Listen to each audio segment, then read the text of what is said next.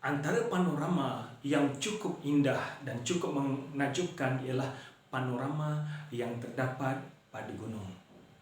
Demikian juga Al-Quran ada membicarakan tentang gunung. Sebelum ini kita telah bicarakan tentang Rainbow Mountain. Pada kali ini kita bicarakan tentang mukjizat Al-Quran dalam bidang geologi. Dan kita fokus gunung sebagai pasak kepada bumi. Kalau kita lihat panorama yang ada pada gunung, gunung selalu ditunjukkan dalam lukisan-lukisan dan gambar-gambar yang indah, menunjukkan bahawa gunung memang memberikan panorama yang indah yang menyejukkan hati manusia yang memandang. Sebab telah ramai orang yang mendaki gunung untuk melihat pemandangan, bukan hanya pemandangan pada gunung dan pemandangan dapat lihat pada gunung. Namun demikian, daripada sudut itu, tahukah anda beberapa keajaiban yang ada pada gunung? Satu perkara yang disebutkan oleh Dr. Ted Nile, bahawa gunung mempunyai akar yang menjunam ke bawah. Sebelum ini beliau menyatakan bahawa tidak ada orang yang mengetahui fakta ini. Sehinggalah pada tahun 1850, barulah orang mengetahui bahawa gunung yang menjulang tinggi pada masa yang sama ada bahagian yang menjunam ke bawah, iaitu gunung mempunyai akar yang menjunam ke bawah. Dan junaman ke bawah ini menurut Dr. Ted Nile, dia boleh menjunam sehingga 5 hingga 10 kali ganda ketinggian gunung tersebut. Sekiranya ketinggian gunung ini adalah 10,000 meter, berarti bahagian yang menjunam ke bawah 10 kali ganda, ataupun dalamnya lebih kurang 10 kilometer. Subhanallah. Perkara ini hanya diketahui selepas kurun ke-18, iaitu pada tahun 1850, pada kurun ke-9. Pada kurun ke-19 baru manusia mengetahui wujudnya akar yang menjunam ke bawah. Selama ini kita hanya melihat panorama yang indah, gunung menjulang tinggi ke atas. Kedudukan ini boleh kita lihat gambaran seperti ini. Kita lihat ini gunung yang menjulang ke atas, bahagian bawah ini bahagian yang menjunam ke bawah. Dan perhatikan, bahagian yang menjunam ke bawah ini jauh lebih dalam berbanding dengan gunung yang menjulang tinggi ke atas. Perkara ini hampir sama kalau kita perhatikan apa yang ada pada iceberg. Kadang-kadang kita nampak iceberg berada di lautan, iaitu gunung air batu yang berada di lautan. Kita nampak bahagian yang menjulang ke atas. Pada masa yang sama, cuba perhatikan bahagian yang menjulang ke atas ini ada bahagian yang menjunam ke bawah jauh lebih dalam. So inilah gambaran yang sama juga, gunung yang menjulang ke atas, bahagian akarnya yang menjunam ke bawah ini 5 hingga 10 kali ganda, seperti mana yang didahkan oleh Dr. Ted Nile. Demikian juga apa yang dijelaskan oleh Profesor Dr. Zaghloul An-Najjar.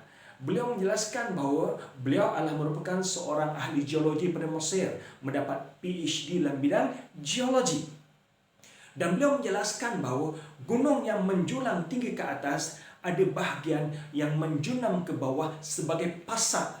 Pasak adalah untuk memegang bumi supaya bumi tidak bergoyang. Kalau kita perhatikan dalam gambar ini, seperti mana iceberg, bahagian yang menjunam ke bawah ini, bahagian yang menjunam ke bawah, demikian juga gunung yang menjunam ke bawah di dalam bumi adalah tugasnya untuk memegang bumi supaya tidak bergerak, sebab bahagian bumi selepas bahagian atas bumi ini, bahagian bawah adalah kawasan yang lembut. Sekiranya gunung ini tidak menjunam ke bawah, maka bumi ini akan bergoyang-goyang. Secara saintifiknya, penjelasan yang diberikan oleh Dr. Ted Nile ini menyatakan bahawa peranan gunung yang menjunam ke bawah ini adalah untuk memegang bumi supaya tidak bergoyang-goyang. Dan demikian juga apa yang dijelaskan oleh Profesor Dr. Zaghloul An-Najjar. Subhanallah. Tuan-tuan, puan sekalian, bukankah ini yang Allah sebutkan dalam Al-Quran, gunung sebagai pasak bumi? Apa yang Allah jelaskan? Contohnya dalam surah An-Naba ayat yang ke-7. Wal jibala autada, dan kami jadikan gunung sebagai pasak kepada bumi. Kami jadikan gunung sebagai pasak. Kemudian dalam surah An-Nazi'at ayat 32, Allah SWT menjelaskan kat sini, ayat 32 surah An-Nazi'at, wal jibala arsaha, dan kami jadikan gunung sebagai pancang-pancang yang teguh untuk meneguhkan bumi. Dalam ayat yang lain, dalam surah An-Nahl ayat yang ke-15, Allah SWT menjelaskan wa alqa fil ardi rawasiya an tamida bikum. Kami pancangkan gunung-gunung ini untuk meneguhkan kamu supaya tidak bergoyang-goyang. Kalau tuan-tuan rujuk pada tafsir Ibn Kathir, Ibn Kathir menjelaskan bahawa Allah menjadikan gunung sebagai pancang agar bumi tidak bergoyang-goyang. Demikian juga tafsir Syekh Wahab Zuhaili dalam tafsir Munir menjelaskan bahawa gunung berfungsi untuk memegang bumi supaya tidak bergoyang, tidak bergegar. Manakala apa yang dijelaskan oleh Syekh Said Qutb dalam Faizilalul Quran, beliau menyatakan bahawa panorama yang begitu indah yang ditunjukkan pada keindahan gunung, sebalik keindahan gunung ini ada bahagian yang menjunam ke bawah sebagai pasak bumi.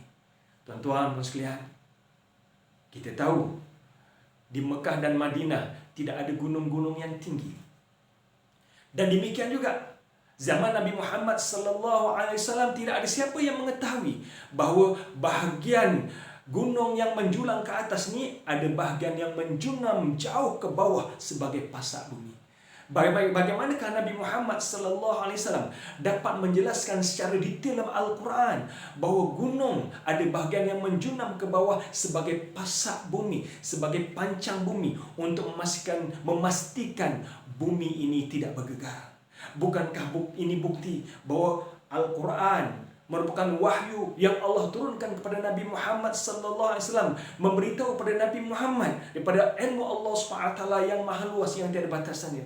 Wa ma yantiqu 'anil hawa in huwa illa wahyuha. Nabi Muhammad tidak bercakap ikut hawa nafsu, melainkan wahyu daripada Allah Subhanahu wa taala.